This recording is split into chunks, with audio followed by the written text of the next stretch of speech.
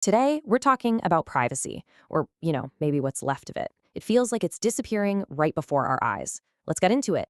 It's a pretty simple question, right? But the answer? Well, that gets more and more complicated every single day. We're going to dig into what happens when the very tools we use, the people we trust, and even the laws meant to protect us kind of turn against our basic expectation of privacy. And look, we're not going to talk about hypotheticals here.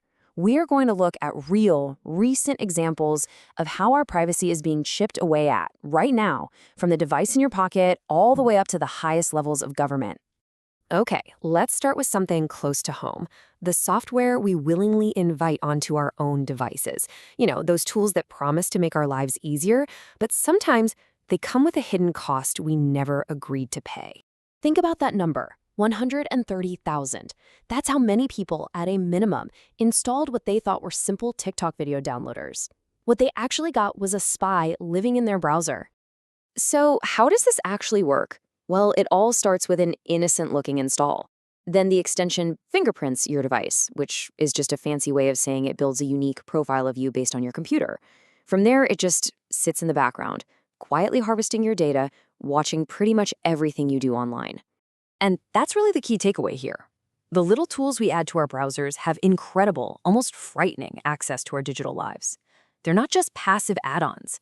They can be turned into powerful surveillance machines. But this threat goes way deeper than just a few shady extensions. I mean, what happens when the very foundation of a website, the trusted tools that have been used for years, gets compromised?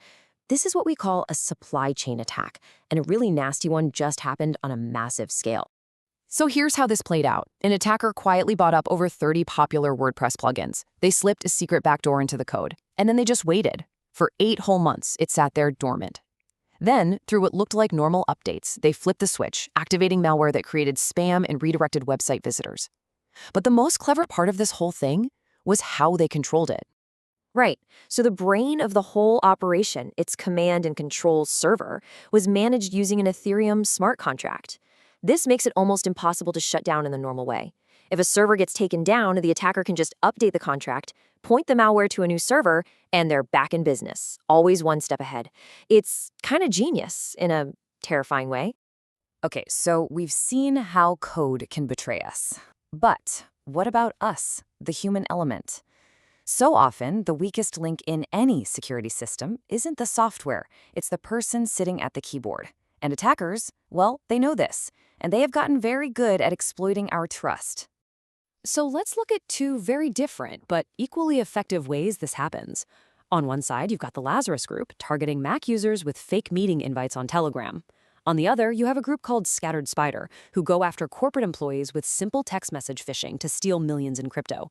2 totally different playbooks, but they're both centered on one thing: tricking a person.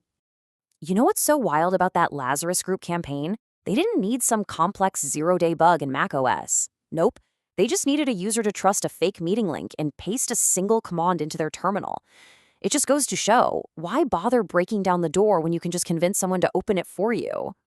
And the Scattered Spider case just hammers this point home. Even with all the fancy corporate security in the world, a massive breach can start with just one employee falling for a simple phishing text. Human trust, human error. It's still the most reliable way in for these guys. All right, let's pull the lens back even further. We've talked about malicious add-ons, we've talked about human error, but what happens when the very platforms we build our digital lives on have fundamental flaws? When the code itself just cracks under pressure? Just this past week, the Web3 world lost over $300 million in 3 separate simultaneous incidents. Each one had a different fatal flaw. Hyperbridge had a bug that let thieves basically print money out of thin air. Ria Finance was tricked into thinking fake tokens were real ones, draining all the real money. And KelpDAO, they put all their trust in a single point of failure, which of course got compromised. And this really shows how complexity can hide some serious fragility. I mean, these complex financial systems seemed to be working perfectly, right up until the moment they completely fell apart. It's a tough lesson that functioning and secure are absolutely not the same thing. Now, this kind of fragility isn't just a Web3 problem. There's a new trend in software development powered by AI that's creating its own set of risks. People are starting to call it vibe coding. basically using AI to build things incredibly fast, based on simple prompts, often without digging into the nitty-gritty at security. A startup called Lovable found this out the hard way when their AI-built platform ended up exposing private code and customer data. It really shines a light on this new trade-off we're facing. The incredible speed you get from AI can also make it incredibly easy to create massive security holes completely by accident. Okay, so for our last section, we're escalating. We're moving on from individual hackers and flawed code to the biggest player of them all, the state. And this is where the debate over privacy really becomes a debate about power. So in Hong Kong, authorities now have a new power called compelled access. What does that mean? It means they can legally demand you unlock your phone or your laptop. And if you refuse, you could face criminal charges, even jail time. And this applies to everyone, citizens, visitors, even travelers just passing through the airport. And that's the real-world consequence, right there.